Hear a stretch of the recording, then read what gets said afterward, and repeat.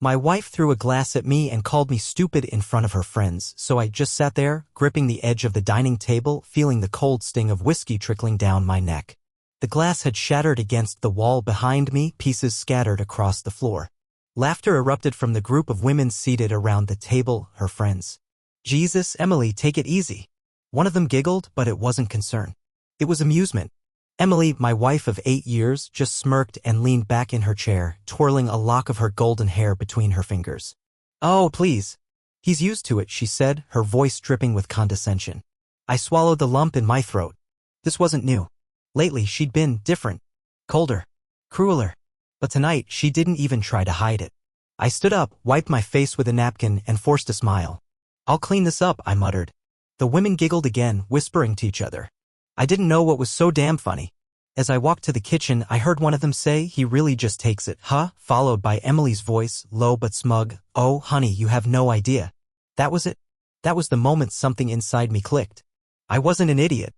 I knew when I was being played. And tonight, Emily wasn't just disrespecting me, she was flaunting something. Something she thought I'd never catch. But she was wrong. That night, I waited. Emily went to bed late, but she didn't sleep next to me. Lately, she'd been too tired or not in the mood. I could have bought that excuse, but it was the way she guarded her phone, the way she always had somewhere to be, the way she looked at me with this barely contained irritation like I was nothing more than a burden. I lay awake, staring at the ceiling, my mind replaying every little red flag I had ignored. The late-night texts. The sudden obsession with dressing up just to go get coffee. The gym visits that lasted 3 hours. And tonight, the way she humiliated me in front of her friends like she wanted me to feel small. I needed proof. At 3 a.m., when her breathing had settled into that fake rhythm she used to pretend she was asleep, I slipped out of bed and grabbed her phone from the nightstand. Locked. Of course. But Emily was predictable, she used the same code for everything. For tries later, I was in. And there it was. Messages. So many messages. Some from names I didn't recognize, but one stood out. Nathan. I opened the chat and my stomach dropped. "Emily, tonight was fun. Wish I was with you instead of this idiot." Nathan, bet he just sat there and took it like a loser, huh? Emily, like always. You should have seen his face when I threw the glass, LMAO. Nathan, damn. You coming over tomorrow? Emily, yeah, after I go to the store, LOL. Be ready for me, babe. My hands clenched around the phone so hard I thought I'd break it. My heartbeat pounded in my ears, my breath coming in sharp, ragged gasps. She was mocking me. Humiliating me. And the worst part? She thought I was too weak to do anything about it. I looked at her lying there, so peacefully like she hadn't just ripped my dignity apart piece by piece. I wanted to wake her up, shove the phone in her face, and demand answers. But no. That would be too easy. Too predictable. She wanted to play games? Fine. I was done being the fool. I placed the phone back, careful not to wake her, and walked out of the bedroom. My mind was already spinning with my next move. Emily had no idea what was coming. The next morning, I acted like nothing had happened. I got up, made coffee, even kissed Emily on the cheek like I always did. She barely acknowledged it, scrolling through her phone with a smug little smirk. Maybe she was texting Nathan. Maybe she was laughing about me again. It didn't matter. Not anymore. She stretched, letting out a fake yawn. "I have errands to run today," she said casually, slipping her phone into her bag. "Probably gone most of the afternoon." I forced a nod. "Need me to pick up anything while you're out?" She scoffed. "No, I can handle it." Of course, she could. She had a man waiting for her. I let her leave without a word, but the second she was out the door, I grabbed my keys and followed. She had no idea. Emily always underestimated me.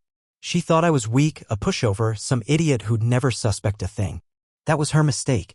I kept a few cars behind her, watching as she drove across town, pulling into a fancy apartment complex. She parked, checked her reflection in the mirror, and stepped out of the car with that walk, confident, sultry, like she was about to put on a show. I watched her punch in a code at the front door, disappear inside, and that was all the confirmation I needed. My hands gripped the steering wheel so tight my knuckles turned white. She didn't even hesitate. Didn't even look around to see if she was being followed. She was comfortable here. Too comfortable. I waited, timing every second. 10 minutes. 20. 30. My mind raced with everything I wanted to do. Storm inside, beat Nathan's face into the floor, drag her out by the wrist. But no, that would be too easy. I needed her to feel what I felt. An hour passed before I saw movement. Emily stepped out, her hair a little messy, her makeup slightly smudged. She was glowing, smiling at her phone. I took a deep breath and drove home. I wasn't done. By the time she walked through the front door later that afternoon, I was waiting in the kitchen, sipping on a beer like it was any other day. She tossed her purse onto the counter. God, the traffic was awful, she sighed, rubbing her temples like she had spent the last few hours dealing with stress instead of rolling around with another man. I took a sip watching her. Yeah? Where'd you go? She hesitated. Just for a second. Grocery store. Target. You know, the usual. I smiled. That's funny. I was just at Target. Didn't see you there. She blinked. A flicker of something crossed her face. Surprise? Annoyance? Must have missed each other. Guess so. She turned away, moving toward the fridge, probably thinking she dodged a bullet. That's when I pulled out her phone. Her whole body stiffened. Where did you get that? I held it up, unlocking it in front of her. Your usual passcode. Really, Emily? You're getting sloppy. Her eyes darted around, her brain scrambling for an excuse, but I wasn't letting her talk her way out of this. I opened the messages, scrolled right to Nathan's name, and read them aloud. Tonight was fun. Wish I was with you instead of this idiot. I chuckled bitterly. Damn, Em. That's cold. She took a step forward. Ayo. You should have seen his face when I threw the glass. I shook my head. Jesus. You planned that? You wanted to humiliate me. Her mouth opened and closed, but no words came out. Nothing to say now? I continued. You had a lot to say last night. She crossed her arms, her face twisting into something ugly. So what? You want to cry about it? You've been boring for years and I got sick of it. There it was. No apologies. No guilt. Just cruelty. I exhaled slowly, nodding to myself. Got it. She scoffed. Oh, please. What are you gonna do, leave me? You can't even handle making a decision without my approval. You're pathetic. I smiled. You're right. I haven't made a decision in a long time.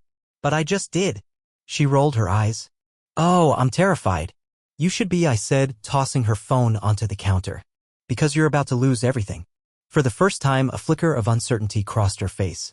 I grabbed my keys, walked to the door, and before stepping out, I turned to look at her one last time. Enjoy your errands, Emily. You'll be getting divorce papers soon. And with that, I walked out. Emily stood there, her arms still crossed, but I could see the panic creeping in. She wasn't used to this. She was used to me backing down, brushing things off, swallowing my pride just to keep the peace. Not this time. I walked out of the house, got in my car, and drove. I didn't even have a destination. I just needed to get away before I did something I'd regret. My hands were gripping the steering wheel so tightly my fingers ached, my jaw clenched so hard I thought my teeth might crack. She never loved me.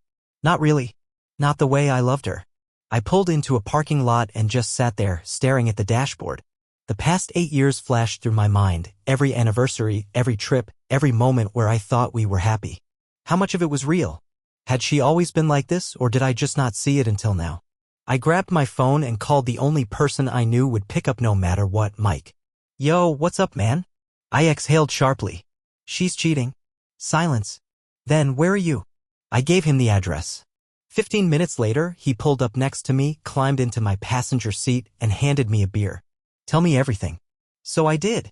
From the glass she threw at me to the texts, to the way she just stood there, no shame, no remorse, just that smug little smirk like she thought she'd won something. Mike listened without interrupting. When I was done, he let out a low whistle. Damn. She's worse than I thought. I shook my head. I feel like an idiot. You're not an idiot, he said. You just wanted to believe she was better than she is. I took a sip of the beer, letting the bitterness settle in my chest. I'm divorcing her. Mike nodded. Good. But don't just walk away. Make her feel it. I looked at him. How? A slow grin spread across his face. You really want to play this right? Make her regret everything? Then don't just leave. Take control of the situation. Flip the script. I was listening. You know she thinks she's got everything lined up, right? She's cocky. She thinks you're weak. Prove her wrong. Freeze the bank accounts. Move your stuff out while she's gone. Leave nothing behind but the divorce papers. I stared at him. You really think she'll care? Oh, she'll care, he said. Women like that? They don't care about love. They care about power. She's been walking all over you for years and she loves it. The second you take that away, she's gonna lose her mind. The more I thought about it, the more it made sense. Emily didn't love me, but she loved control. And if I was going down, I was taking that away from her first. Mike clapped me on the shoulder. Come crash at my place. Tomorrow, we set everything in motion. I nodded. For the first time in years, I felt like I had a plan. The next morning, Emily woke up to an empty house. No husband. No clothes in my closet. No toiletries in the bathroom. The bank account she used for shopping? Frozen. Her car? I had bought it in my name. I had it towed before she even got out of bed. And on the kitchen counter, waiting for her, were the divorce papers. By noon, my phone was blowing up. Calls. Texts. Voicemails. All from her. I didn't answer. By evening, she switched tactics. Emily, what the hell is this? Emily, are you kidding me right now? Emily, where's my car? Emily, we need to talk. Now. I smirked, tossing my phone onto Mike's couch. She's losing it. Mike leaned back, arms crossed. Told you. An hour later, she showed up, pounding on Mike's door, screaming my name. I opened it just enough to see her face, red with rage, eyes wide with disbelief. You're being ridiculous, she shrieked. You think you can just walk away from me? I leaned against the doorframe, arms crossed. I already did. Her lips parted like she couldn't believe I was serious. You can't do this. You can't just leave me like this. I laughed. Why not? You didn't seem too worried about me when you were with Nathan. Her nostrils flared. It didn't mean anything. I tilted my head. Then why are you so mad? She sputtered for a second before regaining her composure. You're overreacting. I shook my head. No, Emily. I'm finally reacting the way I should have a long time ago. She looked past me at Mike, then back at me. So what, you think you're better than me now? I smiled. No. I just know my worth now. Her jaw clenched. You'll regret this. I shrugged. Maybe. But at least I won't waste another second on someone who never deserved me. I shut the door in her face. And just like that, I was free. She banged on the door again, harder this time. You think this is over? Her voice was shrill, full of rage. You don't just get to walk away from me. I didn't respond. I just stood there, arms crossed, staring at the closed door. Mike let out a low chuckle from the couch. Damn, man. She's really losing it. The banging stopped. Silence. Then a crash. I swung the door open just in time to see Emily kicking over a potted plant on the porch, her face twisted in pure fury. You're pathetic, she spat. You need me. You always have. I smirked. Then why are you the one standing outside my friend's house, screaming like a lunatic? Her hands curled into fists, her whole body shaking. You're gonna regret this, Mark.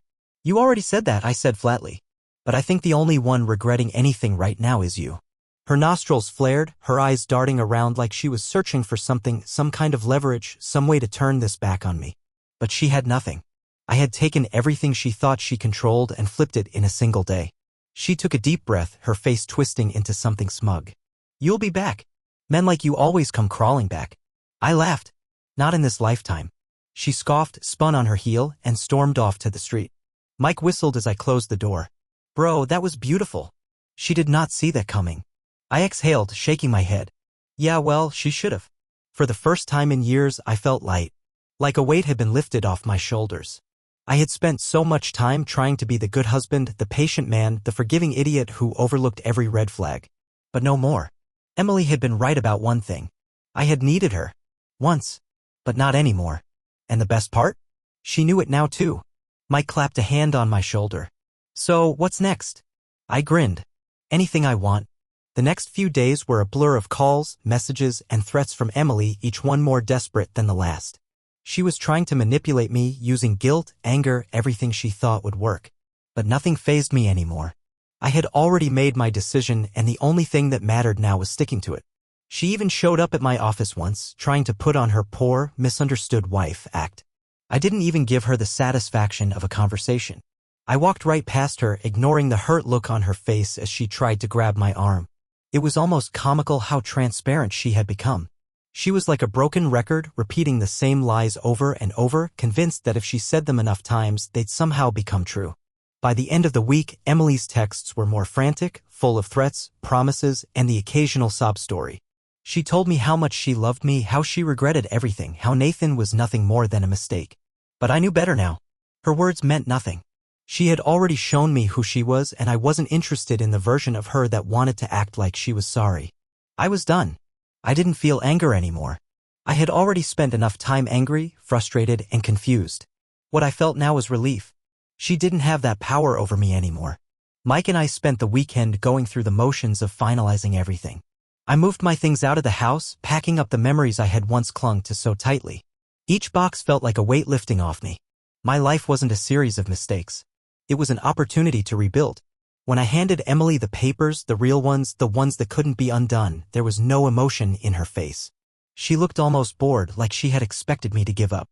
But she had underestimated me. "You're not even going to fight for it?" she asked, a little too calmly. "Not even going to try to save this?" I stood there, feeling the finality of it settle in my bones. "You burned the bridge a long time ago." She stared at me, her eyes narrowing. "You'll regret this." I didn't respond. I didn't need to. As she turned to leave, I felt something inside me shift. There was no sense of loss, no sadness, just an overwhelming sense of freedom. I was no longer trapped in the lie I had been living. I didn't need her. I never did. And with that, I closed the door behind her, locking it for good. It was time to move on. Time to finally live my life without the weight of betrayal on my shoulders. Time to rebuild myself, piece by piece, the way I should have done a long time ago. And as I sat there, staring at the closed door, I realized something. Sometimes the hardest part isn't walking away. It's letting go. The days that followed were surprisingly calm. At first, I kept expecting Emily to show up again, maybe to beg, maybe to threaten, but the more time passed, the less I heard from her. It was as though she had been waiting for me to react the way she always thought I would, and when I didn't, she just gave up. It wasn't the closure I thought I'd get. There were no dramatic confrontations, no final, tear-filled apologies. She didn't even try to make me feel guilty for leaving her. I think, deep down, she knew I was finally done. And that's what hurt her the most. I threw myself into work. The distraction was helpful, but it also gave me the space I needed to think. It wasn't until one evening, weeks after the divorce had been finalized, that I ran into her again. I was grabbing dinner at a small bar, sitting by myself, enjoying the quiet after a long day. I hadn't thought about her much lately, not in the obsessive way I used to, at least. I had moved on, or so I thought. Then, out of nowhere, I saw her. She walked into the bar with a new man by her side, someone I didn't recognize. They were laughing, her head thrown back like she was enjoying the joke of the moment. She caught my eye across the room, and for a second I saw a flicker of something in her expression. Maybe it was guilt. Maybe it was regret. But I didn't care anymore. Her eyes darted to her new companion, and she quickly turned her attention back to him, completely dismissing me in a way that made me feel almost invisible. And for once, it didn't hurt. In fact, it was liberating. I had spent so much time worrying about how she would affect me, how her betrayal would define me. But now, looking at her from a distance, it hit me I was no longer the person she had tried to make me. I finished my meal, paid the tab, and left the bar without a word. The weight of the past few years didn't follow me out the door. That night, as I lay in bed, I realized that everything I had been through with Emily, the lies, the humiliation, the deceit, had taught me something invaluable. It wasn't just about learning how to let go. It was about learning what I would never tolerate again. I wasn't going to let anyone else make me feel small. Not ever again. And as I drifted off to sleep, for the first time in a long while, I felt at peace. The chapters of my life that had been filled with betrayal and heartbreak were finally closed. There was nothing left to fear. Only the future. Weeks passed and life slowly started to feel normal again. I spent time doing the things I had once loved but put on hold, working out, picking up hobbies I had forgotten about, catching up with friends I had ignored. The isolation that had plagued me for so long began to fade, and I started rediscovering who I was before Emily had ever entered my life. Then one day, out of nowhere, I realized I was genuinely happy. Not because of some grand event or accomplishment, but because I had learned to love myself again. I had learned to put myself first, to respect my own worth, and to never settle for less than I deserved. Emily had been a part of my past, but she no longer defined me. I couldn't erase the pain she had caused, but I could choose how it shaped me moving forward. And I chose strength. I chose to be better for myself, not for anyone else. As I walked through life, free from the shadow of the past, I knew that whatever came next, whether it was love, adventure, or something unexpected, I would face it as a man who had faced his worst fears, survived them, and come out stronger on the other side. The weight was gone. The chains were broken. And for the first time in a long time, I felt like I could breathe. And that was enough.